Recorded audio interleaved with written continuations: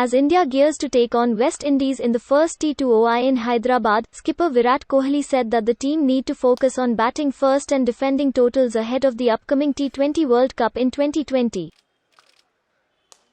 Well, I don't think we've been very good while batting first in T20 cricket and defending low totals as well. So those are two things that we really need to focus on. Having said that, T20 is a format where you experiment a lot more things than ODI and Test cricket. And I think from that point of view, you take a lot more risk in terms of what you want as a team. You want to give chance to youngsters in the past.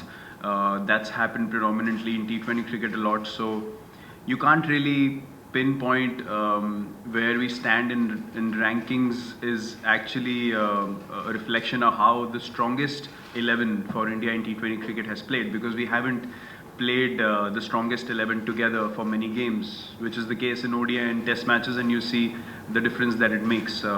So yeah, we had that mindset that we're not going to worry about rankings. For us, it's about figuring out who are the players that can make a transition into international cricket firstly.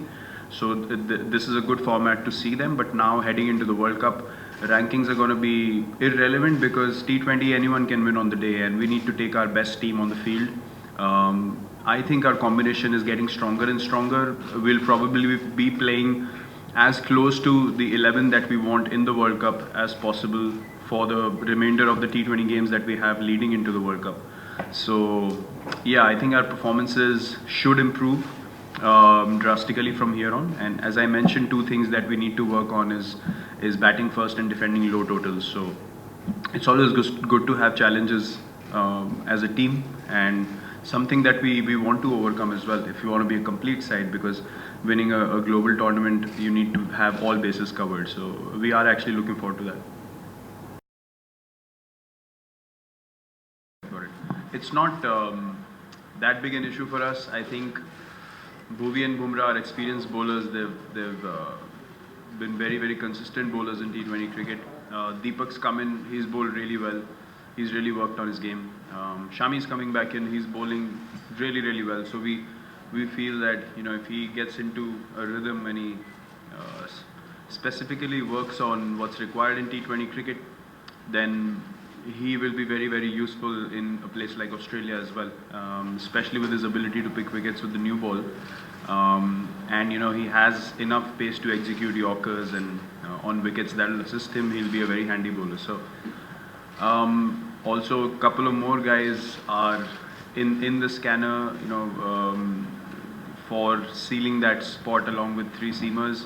And yeah, it's a good position to be in because everyone's bowling really well, and the fight honestly is for one spot. I think more or less three guys have made a place for themselves already. So it's going to be a healthy competition and interesting to see how it pans out.